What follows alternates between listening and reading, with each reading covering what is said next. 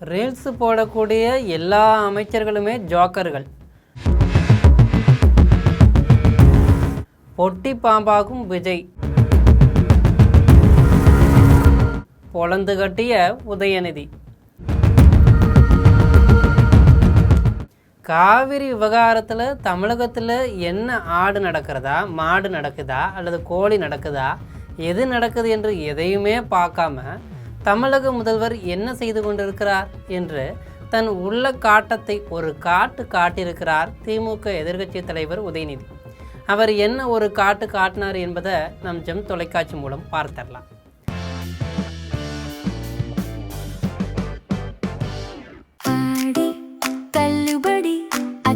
பேரும் அல்லம்படி 6 முதல் 60% வரை ஆடி தள்ளுபடியுடன் சூப்பர் சரவணா ஸ்டோர்ஸ், சென்னை, மதுரை, கோவை. காவிரி விவகாரத்தில் தமிழக அரசு மறுப்பு ஊசி போட்டால் மனிதன் தன் உணர்வை எப்படி செயலிழப்பானோ அதுபோல தாவேக அரசுக்கு செயலிழந்து விட்டது என்று கேலி செய்திருக்கிறார் உதயநிதி அவர்கள்.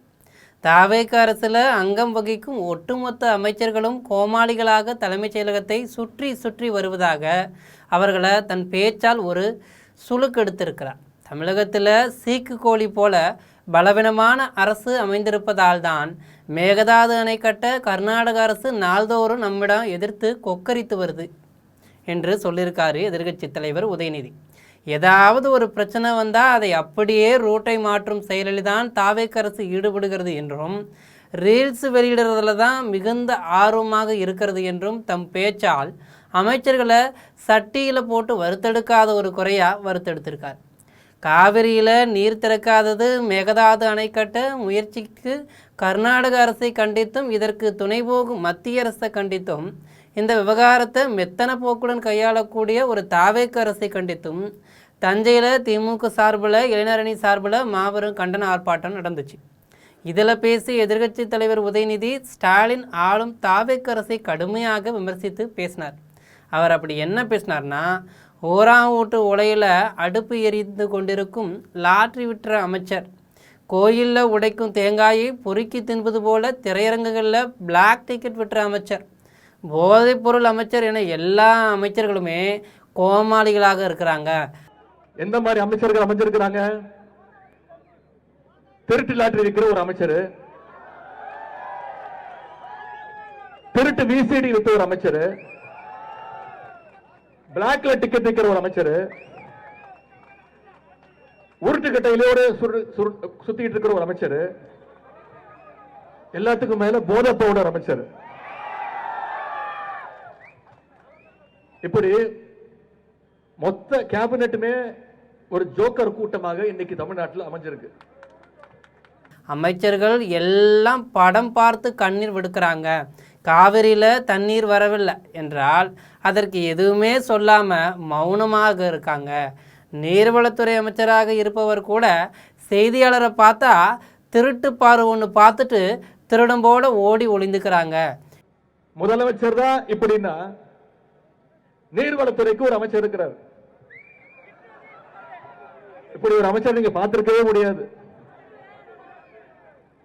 பத்திரிகையாளர் பார்த்தாலே திருட மாதிரி ஓடுறாரு, தலை தெரிச்சு ஓடுறாரு, எந்த கேள்விக்கும் பதில் கிடையாது.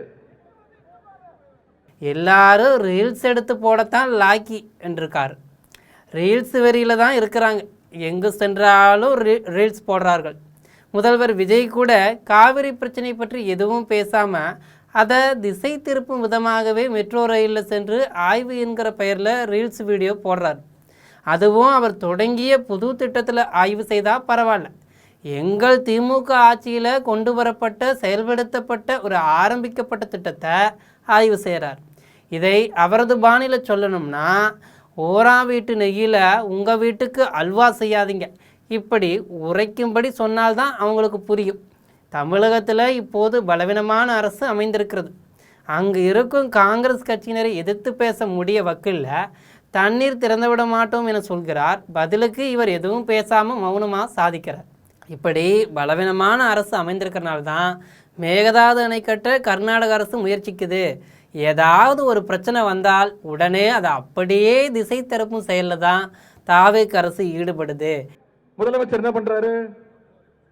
நம்ம தலைவர் ஆட்சியில நாம கட்ட 101 அடி மெட்ரோ ரயில் பாலத்தை இவர் போய் ஆய்வு பண்றாரு. அப்புறம் நம்ம தலைவர் கொண்டு வந்த சென்னை மெட்ரோ ட்ரெயின்ல போய் இவர் டிராவல் பண்ணி ரீல்ஸ் போடுறாரு.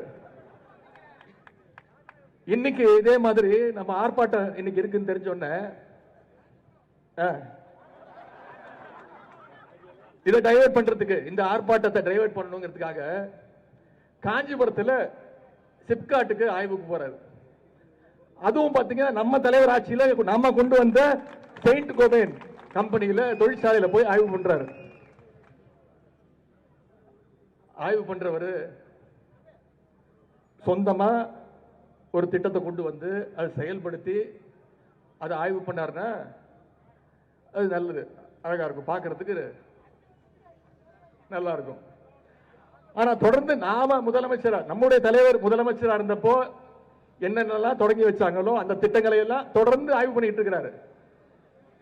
நான் கூட ஒரு மீன் பார்த்தேன், இவர் மெட்ரோ ட்ரெயின்ல போய் ஆய்வு பண்ணி இருக்கிறாரு. அப்புறம் 101 அடி மேல அந்த மெட்ரோ ட்ரெயின்ல போய் ஆய்வு பண்ணும்போது பாக்குறாரு சென்னை முழுக்க அத்தனை திட்டங்கள் தெரியுது.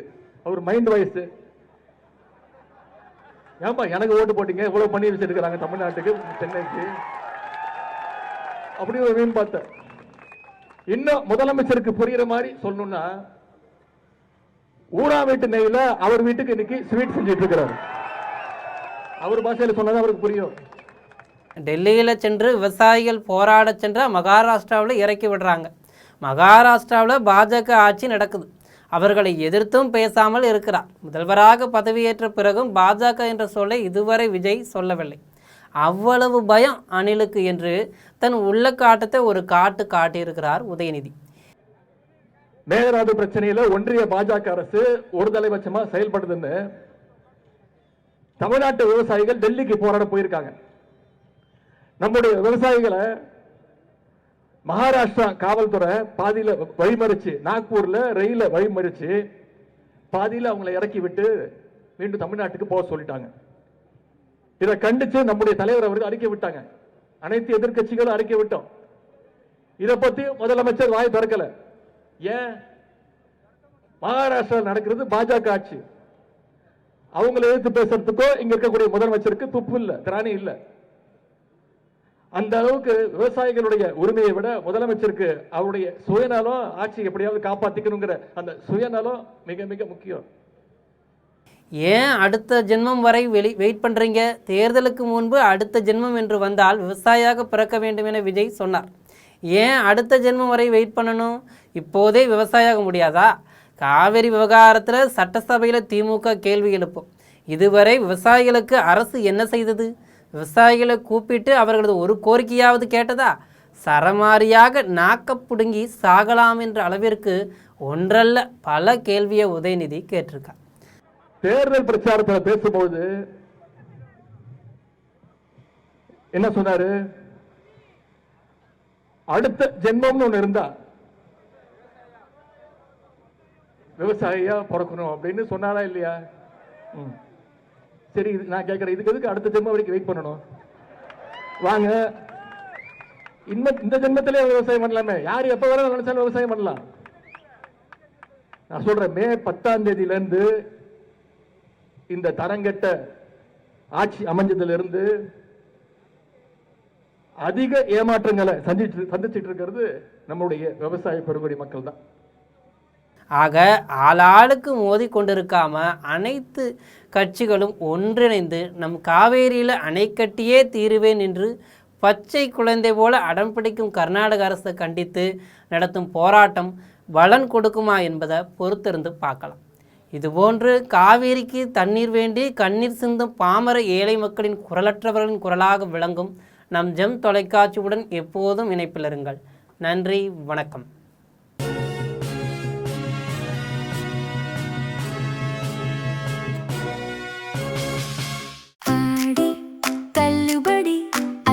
பேரும் அல்லும்படி 6 முதல் 60% வரை ஆடி தள்ளுபடியுடன் சூப்பர் சரவணா ஸ்டோர்ஸ், சென்னை, மதுரை, கோவை.